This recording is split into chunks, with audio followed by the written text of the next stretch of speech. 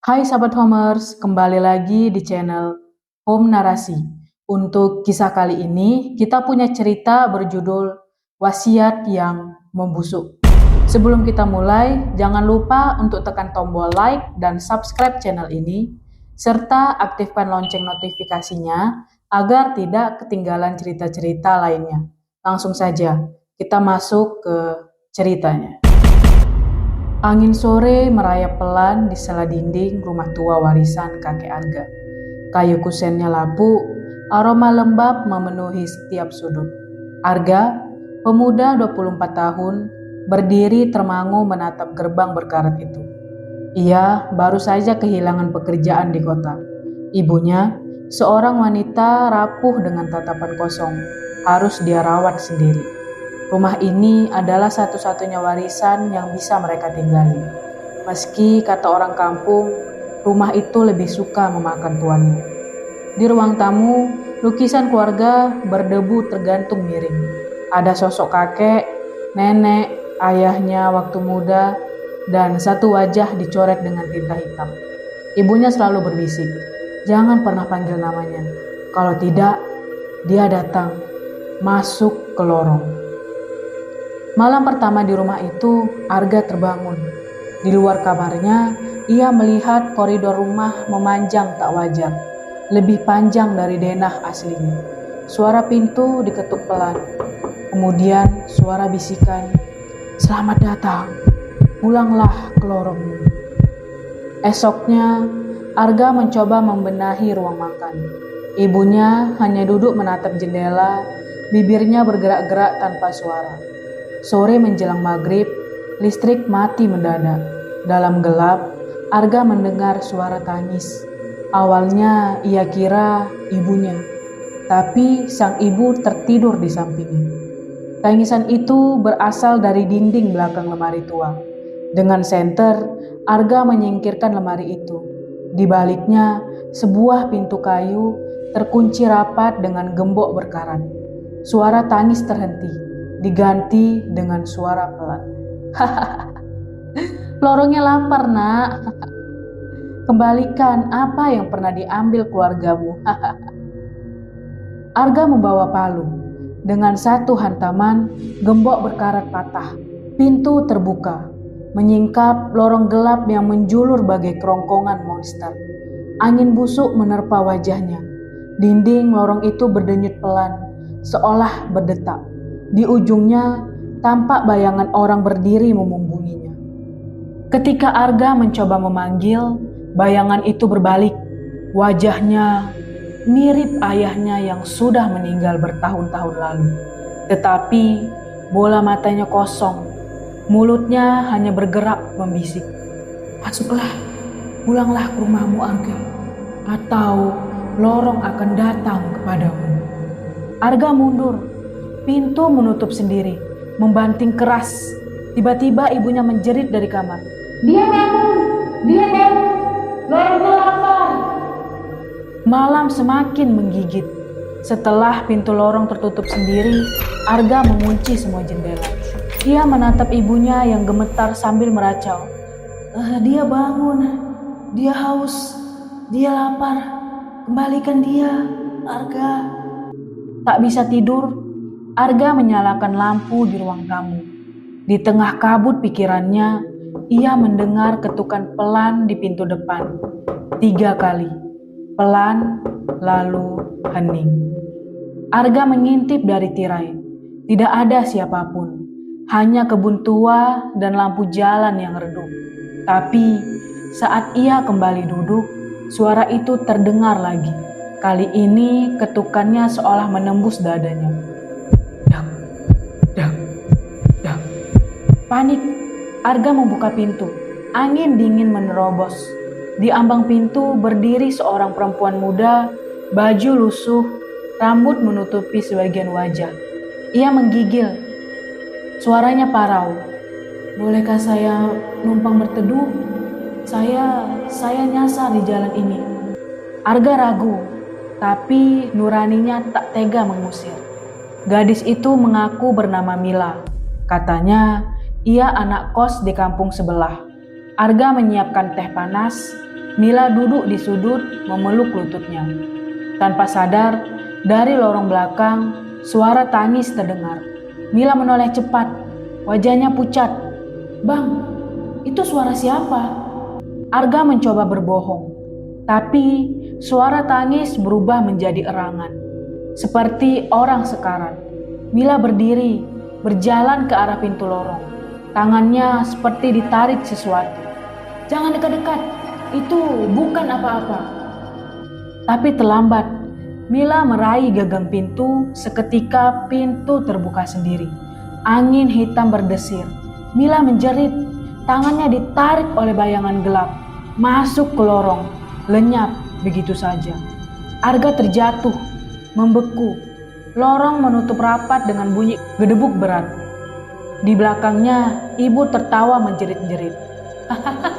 Satu lagi. Satu lagi sudah diambil. Lorongnya kenyang untuk sementara. Malam itu menjadi mimpi buruk. Polisi datang keesokan harinya setelah keluarga Mila mencarinya. Arga hanya bisa berbohong, bilang Mila pergi sebelum subuh. Hatinya menjerit, tapi mulutnya terkunci. Dalam keputusasaan, Arga merobek laci tua di ruang kerja kakeknya. Ia ingat, ayahnya pernah bilang, kalau rumah ini mulai membisik, cari jawabannya di surat kakekmu. Di balik tumpukan koran kuno, Arga menemukan amplop kuning, lusuh dengan tulisan tangan kakeknya, untuk yang terpilih menjaga lorong. Tangannya bergetar ketika membuka isinya. Lorong ini bukan sekedar jalan, ia rahim dendam keluarga kita. Dulu, kakekmu pernah bersekutu dengan penunggu lorong demi kekayaan. Sebagai bayarannya, keturunan kita harus memberi makan lorong. Setiap generasi minimal satu jiwa yang sepi. Kalau tidak, lorong akan datang mengambil semua. Arga menggigil. Kilatan memori masa kecilnya muncul. Suara-suara di loteng, ayahnya yang tiba-tiba hilang, ibunya yang mendadak gila. Semua benar. Lorong itu nyata, dan kini ia penjaga barunya. Arga hampir tak tidur. Ia memaku pintu lorong, membakar dupa, membacakan doa, tapi setiap malam suara erangan tetap menembus tembok. Ibu Arga makin parah. Siang itu, tetangga sebelah, Pak Gito, menanyakan Mila. Pak Gito curiga. Ia sering melihat Arga mengintip lorong di malam hari. Wajah Pak Gito penuh tanya. Malamnya hujan deras, petir membelah langit. Pak Gito datang, mengetuk sambil berteriak. Arga, buka. Aku tahu kau sembunyikan anak itu di rumah terkutukmu. Arga panik. Pak Gito mendorong masuk. Ia memeriksa setiap kamar.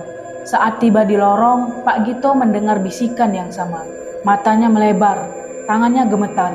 Lorong, jadi benar. Ini biang keroknya. Aku harus. Belum sempat Pak Gito menutup pintu, lorong terbuka paksa, bayangan hitam menariknya masuk, membantingnya ke dalam gelap. Teriaknya menggema, hilang ditelan lorong sunyi. Arga jatuh terduduk.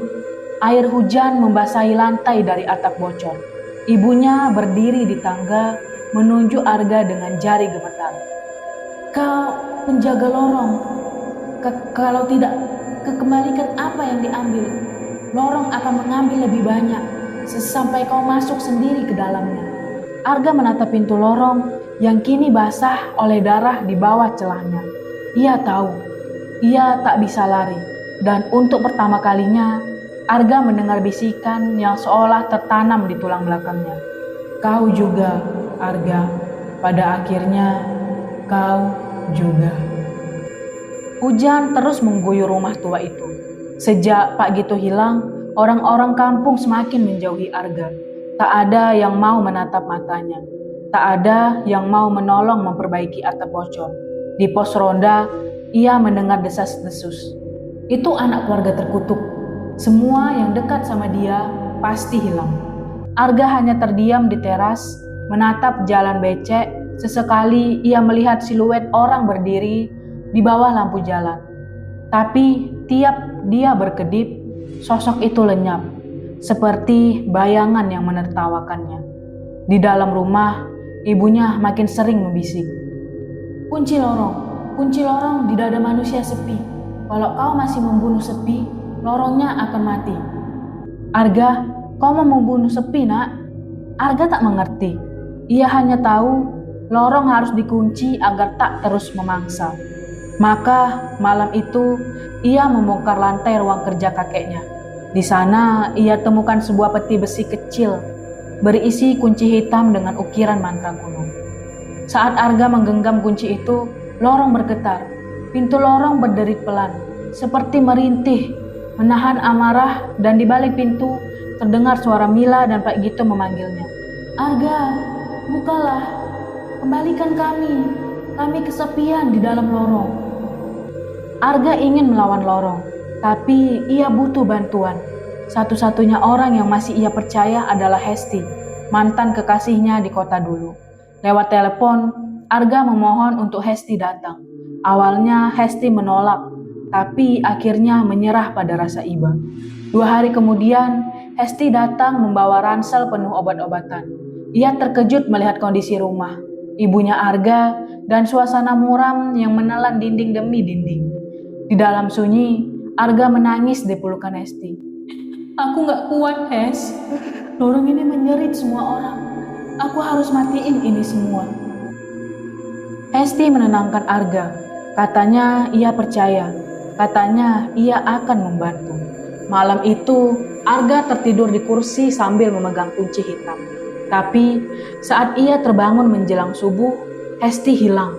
Kunci hitam juga lenyap. Di ruang tamu, ia menemukan catatan tulisan tangan Hesti. Aku gak mau mati, Ga. Kunci ini mahal harganya. Akan kutukarkan dengan kebebasanku dari kau, dari kutukanmu. Maafkan aku. Arga meremas kertas itu. Dunia seakan runtuh di kepalanya. Orang yang paling ia percaya menusuknya dari belakang. Di sudut rumah, lorong tertawa. Pintu lorong bergetar semakin kuat seolah merayakan pengkhianatan itu. Arga putus asa. Dengan tangan kosong, ia mendobrak pintu lorong. Kali ini, lorong terbuka lebar, menelan cahaya lampu merah, mengalirkan bau amis besi karat. Di ujung lorong, ia melihat siluet penunggu lorong. Makhluk tinggi, menjulang, berkulit hitam legam, matanya berlubang tanpa bola, mulutnya robek dari telinga ke telinga. Suara penunggu lorong menelusup ke tulang Arga, tanpa bibir bergetar. Manusia sepi. Lorongku tumbuh dari luka-luka hatimu, dari mulut ibumu, dari sumpah kakekmu. Kau ingin membunuhku? Tidak bisa. Aku adalah kalian. Arga menahan muntah. Di sekitar penunggu lorong, bayangan-bayangan Mila, Pak Gito, ayahnya, bahkan siluet Hesti berdiri kaku. Semua tertawa tanpa suara. Kalau kau ingin memutus lorong, kau harus mengorbankan sepi terbesarku atau menjadi bagianku selamanya. Penunggu lorong merentangkan tangan menatap Arga. Angin lorong mendorong Arga mundur. Nafasnya tersenggal, dadanya sesak. Dalam hati, Arga bergemuruh. Aku harus memilih siapa yang akan kukorbankan, atau akukah yang harus lenyap? Dan lorong itu tertutup seketika. Rumah bergetar. Ibu Arga terkapar pingsan di depan pintu. Di luar, ayam jago berkokok. Fajar datang, membawa tenang yang palsu. Subuh menjelang, hujan tak kunjung reda. Arga hanya punya satu pikiran. Rebut kembali kunci hitam dari Hesti. Tanpa kunci, lorong akan terus memakan orang-orang. Ia menelusuri jalan becek ke rumah kontrakan Hesti di pinggir pasar. Dalam basah hujan, Arga melihat jejak motor Hesti meninggalkan kampung. Ia mengejar dengan motor tuanya. Ban licin, gas dipacu di antara kabut. Sepanjang perjalanan, suara lorong membisik di telinganya. Kejar dia, habisi dia, korbankan dia, sepimu terobati. Tiba di jalan kebun karet, Arga menemukan motor Hesti rebah di pinggir paret. Hesti berdiri di tengah kebun, gemetar, kunci hitam berada di tangannya. Hes, balikin kuncinya, lorongnya makin kuat. Hesti menjerit, mundur sambil mengayunkan ranting. Jangan dekat-dekat, aku mau jual kunci ini, Ga. Aku gak mau mati di rumah terkutuk itu. biar kau saja yang mati. Petir menyambar. Di bayang-bayang pohon, Arga melihat siluet menunggu lorong merangkak di antara batang karet, mendekap Hesti dari belakang. Hesti menoleh, matanya membelalak. Jangan seret aku nggak mau. Bayangan hitam menutup mulutnya. Dalam sekejap, Hesti terhisap ke tanah berlumpur, hanya kunci hitam yang terlempar ke kaki Arga. Lorong menuntut korban lagi. Kali ini, ia tidak sempat memilih. Arga pulang tergopoh. Kunci hitam dalam genggaman, tapi kampungnya sudah kacau. Kabar hilangnya Pak Gito, Mila, dan Hesti menyulut amarah warga. Puluhan warga berkumpul di depan pagar rumah Arga. Obor dan parang terangkat. Di antara kerumunan, Pak RT berteriak, "Keluar Arga, rumahmu bawa sial. Kami bakar rumah ini. Kau bawa iblis di sini." Arga berdiri di loteng, menatap orang-orang yang pernah memanggilnya anak baik. Sekarang mereka ingin menamatkan riwayatnya. Ibunya merangkak ke arahnya, rambut yang acak-acakan dan suara yang parau. "Arga, kau satu-satunya kunci. Kalau kau mati, lorongnya kenyang. Pilih nak, kau atau mereka semua." Arga menatap ibunya. Tangannya mencengkram kunci hitam. Gemetar, lorong di belakangnya merintih, seperti raksasa lapar. Pilihan di kepalanya hanya dua, mengunci lorong dengan sepi terbesarnya atau membiarkan lorong menelan semuanya. Dari celah genteng, Arga melihat warga mulai menyiram bensin di teras.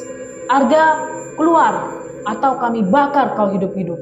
Lorong membisik, "Bunuh sepi terbesarmu Arga, kau tahu siapa dia." Arga menutup pintu loteng, menoleh pada ibunya. Ia berjalan pelan, meraih bahu wanita renta itu. Ibunya menatap dengan mata keruh, setengah sadar, setengah kerasukan. "Arga, kau anakku. Aku penjara sepi yang kau lahirkan. Kau mau bebas, bunuh aku. Tutup lorong dengan hatimu sendiri." Air mata Arga jatuh. Di luar kobaran api mulai menjilat pagar kayu. Teriakan orang-orang bercampur dengan lolongan lorong. "Ibu, maafkan Arga." Dengan kunci hitam di tangan, Arga menempelkan logam dingin itu ke dada ibunya. Bibirnya bergetar membaca doa, sementara penunggu lorong merangkak dari lubang hitam menatap tanpa mata. Satu tusukan, pintu lorong berderit. Dinding rumah pecah, angin malam menelan tangis ibunya. Penunggu lorong menjerit bagai ribuan mulut. Arga terlempar ke tembok, berdarah. Suara api, suara teriakan warga, suara lorong-lorong menyatu jadi sunyi yang paling bising di kepalanya. Sampai akhirnya senyap. Lorong menutup selamanya.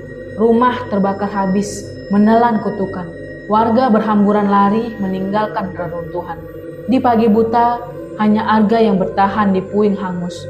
Luka di kepalanya membelah nafasnya jadi serpih-serpih penyesalan. Tapi di balik tangis dan sepi itu, ia tahu satu hal.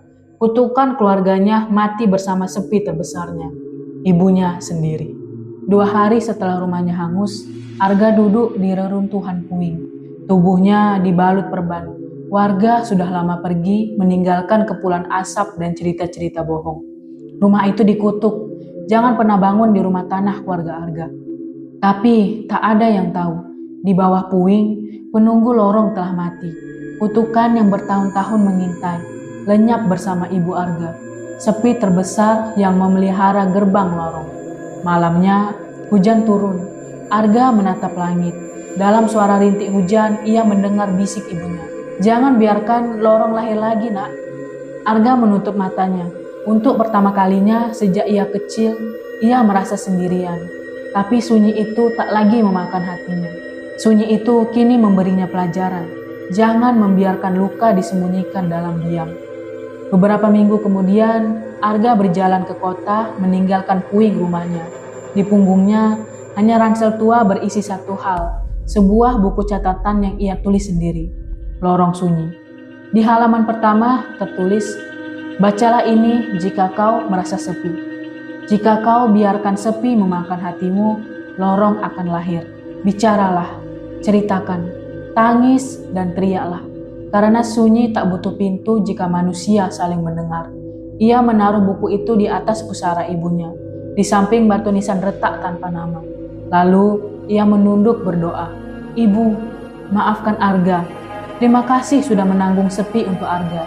Sekarang biar Arga hidup, belajar menanggung sendiri dengan orang-orang di luar sana." Buku itu telah ditemukan oleh peziarah, tertular ke tangan demi tangan. Kisah Arga jadi legenda di kampung itu. Disebut-sebut di warung kopi, dibisikkan di telinga orang tua yang takut kesepian. Beberapa tahun kemudian, seorang anak kecil duduk di pinggir sungai di kampung itu. Tangannya menggenggam buku Lorong Sunyi yang sudah lecek dan berdebu. Anak itu membaca pelan, "Jika kau membiarkan sepi berakar, lorong akan lahir." Ia menatap ke dalam sungai keruh. Di dalam bayangan air, sekelebat siluet penunggu lorong berkedip. Hanya sedetik, cukup untuk membuat anak itu merinding. Dari jauh, suara Arga kini tua, berjalan memikul kayu bakar. Terdengar, "Hei, jangan main di sungai. Kalau sepi, ceritakan padaku. Jangan simpan di dada." Anak itu menutup buku, tersenyum kecil. Ia berlari ke arah Arga, meninggalkan sungai dan meninggalkan bayangan di air yang memudar pelan-pelan. Lorong mungkin telah tertutup, tapi selamanya manusia akan berurusan dengan sepi. Dan di kampung itu ada satu orang yang tak akan membiarkan lorong lahir lagi. Arga, penjaga lorong terakhir, penjaga hati manusia agar tak membiarkan sunyi memakan jiwa. Pesan moral untuk cerita kali ini, kesepian tak membunuhmu. Kalau kau punya keberanian untuk menceritakan lukamu, tapi diam saja menumbuhkan lorong yang menelan segalanya, dengarkan, bicaralah, peluklah orang-orangmu. Karena lorong yang paling sunyi lahir di dada yang kau kunci rapat sendiri. Terima kasih sudah mendengarkan kisah ini sahabat Homers. Jangan lupa tekan tombol like, subscribe, dan aktifkan lonceng notifikasi di channel Home Narasi. Bagaimana cerita kali ini? Tulis pendapat kalian di kolom komentar. Sampai jumpa di kisah horor berikutnya dan semoga kita semua selalu punya hati yang hangat agar lorong sunyi tak pernah lahir lagi.